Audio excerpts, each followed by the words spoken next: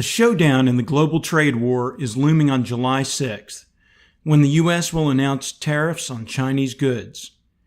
If you know your history, or if you remember the post-World War II boom, you might also remember the Western High Noon, filmed in 1952. In the film, a local criminal has been released from prison and returns to town to seek revenge on the marshal. The townspeople are cowardly, and the marshal has to face the criminal alone at high noon. Just like the looming showdown in the global trade war, it seems that every day in the market there's a high noon event. The television pundits often serve as the townspeople, like Mayor Henderson, who seem to offer clear thinking on the impact of high noon, but are missing the bigger picture, which was standing on principle and the importance of loyalty. In our case, it's staying with the trend using a disciplined system. We open with a summary of this week's economic data and interpretation. The economic calendar had more important readouts this week, and economic growth remains very strong, even as investors, consumers, and businesses weigh uncertainty about the global trade war. Now we'll look at our week in review, where we take a look at the headlines and how they move the market. The main themes weighing on the market this week were global trade, growing risks to the financial system, Fed policy, the yield curve, end of the quarter, month, and mid-year portfolio moves by investors to position for the second half. All of this comes in advance of a July 4th holiday falling in the middle of next week and high noon in the global trade war, which is on July 6th.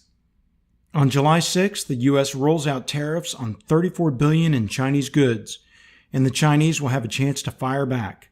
On Monday, stocks fell as investors grappled with conflicting statements from Steven Mnuchin and Peter Navarro on curbing foreign investment in technology firms. On Tuesday, Trump moderated calls for new tools to limit Chinese investment in technology ventures. On Wednesday, confusion reigned again as early gains on softening trade war statements from Steven Mnuchin were completely erased by conflicting statements from Larry Kudlow. On Thursday, the market rose on jobs data and growth. And on Friday, in the morning, markets were helped by strong economic data, but with end-of-the-month, quarter, and mid-year repositioning and uncertainty over global trade war, the market faded into the close. For the week, the SPY was down 1.26%, and we're still up for the month and the year, as you can see in the statistics at lower right.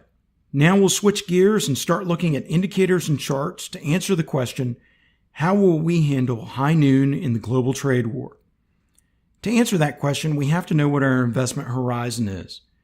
As long-term trend followers, we're going to focus on 3 time horizons: 10 years, 20 years, and 30 years.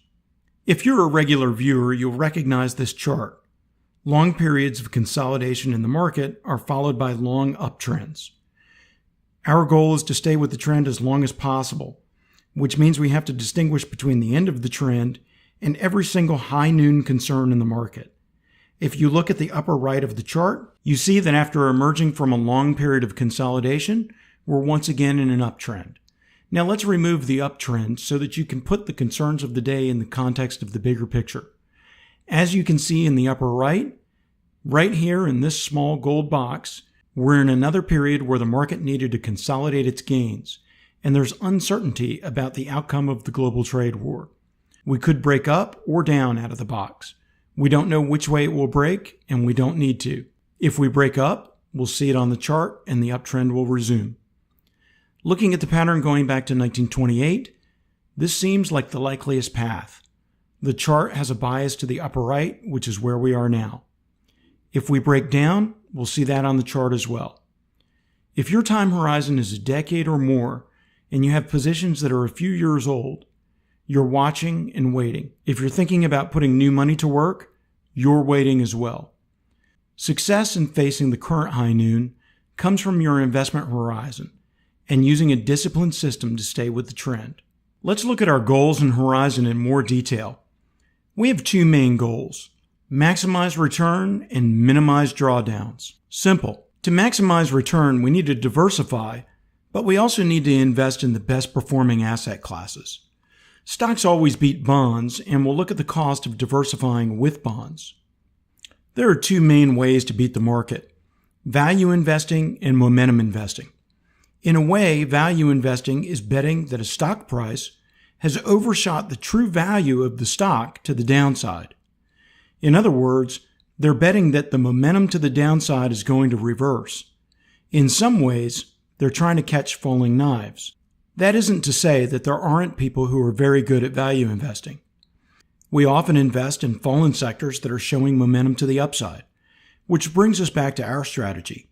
Momentum persists over time because human nature is to invest in a trend. Timing is what makes the difference between success and failure.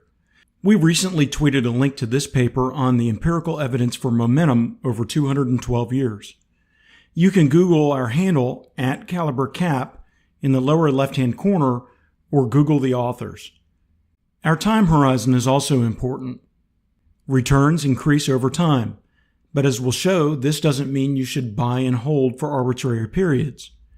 You intuitively know that day traders are not successful in the long run and that you shouldn't jump in and out of the market. Higher returns and compounding increase capital for later income needs. You also know from experiences in 2000 and 2008 that you can get very badly burned by buy and hold. This is why we add trend following, which seeks to minimize drawdowns and smooth returns. Investors are compensated for risk and time.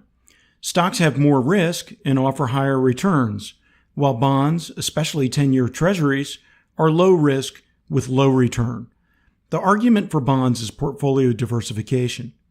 These slides are not meant to show the obvious outperformance of stocks versus bonds. What we want to see is how often bonds outperform stocks in times of crisis and what the cost of that performance is when using them for diversification. This is a very simple, static comparison of the S&P index value and yields 10 years apart with no compounding or use of momentum strategies. On the 10-year time horizon, we see a few instances following the Great Depression and the Great Recession where bonds outperform stocks. Over a 20-year period, we only have instances of this occurring after the Great Depression. Over a 30-year period, we have no instances of bonds outperforming stocks outright. You can't invest directly in the S&P index. To do that, we invest in the SPY ETF, which mirrors the performance of the S&P. But for this example, let's look at the performance of two portfolios, one where you invested 100% in the S&P and the other where you invested in 70% S&P and 30% bonds. Over a 10-year period, the results are similar to what we've seen before. But now we'll add the percent of instances where the stock and bond portfolio outperformed a 100% stock portfolio. The balanced portfolio of stocks and bonds outperformed the S&P portfolio 12% of the time, again around the Great Depression and after the Great Recession. Over a 20-year time horizon, the percentage drops down to 4%. Over a 30-year time horizon, the percentage drops to 0%. For a benefit at most 12% of the time, there's a very real cost. Over a 10-year period on our original investment of $1 million, without the added benefit of compounding or momentum, we gained a benefit 12% of the time. But at a cost of 16%, or $327,471. Skipping to the 30-year period, we got a 0% benefit, lost 36% in performance, or almost $2.9 million. A long time horizon and the right asset classes are very important for the growth of our portfolio. If stocks outperform bonds and long time horizons are good, should we just buy and hold the S&P? Can we just put it in the market and say it'll all work out over time? Not if you remember how that worked out in 2000 and 2008. This is the most recent sideways consolidation period from our opening chart. It certainly didn't feel like consolidation while we were in it. If you invested $1 million in a buy and hold strategy in 2000, you lost $510,000. By the time you caught your breath again and made it back to even in late 2000, you really got the wind knocked out of you in 2008 with a loss of $570,000 and didn't make it back to break even until mid-2013. So, does even the simplest trend following strategy using moving averages help us avoid these huge losses? Let's look at 2008 and suppose our system was to sell here when these simple moving averages crossed over. Using this strategy, you would have limited your losses to 18.5% or $185,000 versus $570,000. Moving averages lag, and so for us, while this is a great way to visualize the trend rolling over, it's too slow to use in our model. The point is that even a simple trend following strategy is much better than buy and hold. It's the last trading day of the month, the end of the second quarter, and the halfway point through the year. So now we're going to look at some of the long-term charts and learn about a trend strength indicator called ADX. We can look at ADX to tell if the market is in a bearish or a bullish trend. We can also use ADX to spot when a trend is strengthening or weakening. In a bearish trend, the red line is over the green line and the black line is rising. In a bullish trend, the green line is over the red line and again, the black line is rising. Why is the black line rising in both cases? The rising black line indicates a trend, which can be bullish or bearish. The point is that a rising black line means that the market is trending. When the black line falls, it means the current trend, whether bullish or bearish, is weakening. The value of the black line also tells us about how strong the trend is. Looking at the current value of the ADX line of 35.65, the bullish trend in the S&P is still strong. Keep our chart from the first slide in mind here as we look at the S&P with ADX. Look at the sideways periods of consolidation in yellow, the false breakdowns below the bottom of the box, followed by the bullish trends in green. Since it's the end of the second quarter, we'll look at a quarterly chart of the S&P with ADX. Here is our first period of sideways consolidation in the 30s and 40s. The bearish trend really kicks in during the period with the false breakdown, followed by a resumption of the bullish trend. The sideways period of the 60s and 70s, shown here, with a false breakdown, followed by the resumption of the bullish trend. The sideways period of the late 90s through mid-2013 is shown here, again with the false breakdown in 2008 and the resumption of the bullish trend. At the upper right of this chart is the current correction, where we're waiting for a break up or down. While the outcome is to be determined and will be 100% observable in the evidence on the charts, the historical pattern and the interests of the parties in the negotiation suggests that the current bullish trend will continue. If the probabilities and the evidence on the chart change, we'll shift to trending defensive assets. Let's zoom in on a monthly chart of the S&P. We'll add some moving averages to help visualize the trend, and we'll keep ADX at the bottom. We do have a concerning monthly candle for June. Look at the upper right, and you'll see the candle for June here with the long upper wick. Usually that portends a move downward. Still, we are in a consolidation period, and we have no resolution on the correction. We have to look at the long-term picture versus the short-term picture. So let's compare 2008 to the current correction. Prior to the crash in 2008, the trend was bullish, with the black ADX line rising and the green line over red. Price was still rising, but not as fast, and the trend began weakening and black ADX fell, but green was still over red.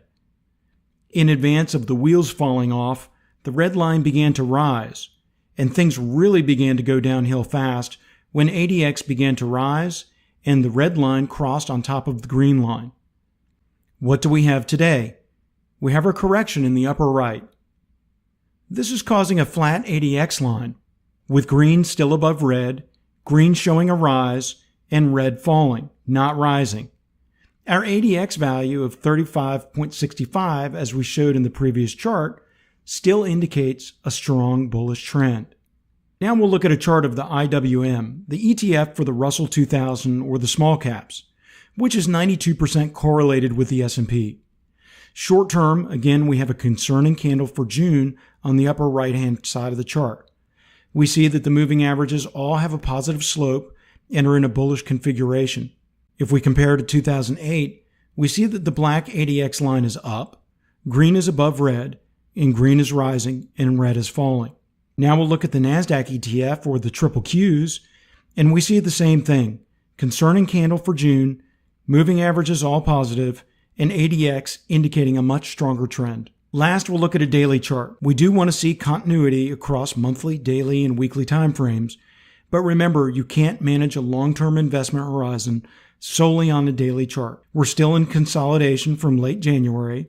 We're back above the 50-day moving average in red, and we're within a rising channel shown in green. Again, we have a concerning candle. Price was rejected at the upper side of the channel in mid-June, and it wouldn't be surprising for price to test the lower side of the channel, where we also have a rising 200-day moving average in pink. Short term, we are very much waiting for high noon in the global trade war. At the moment, everything could change for the better or the worse with a tweet, which is why we need to stay focused on the long-term charts, which remain bullish. Should the charts weaken on longer time frames, we'll change accordingly.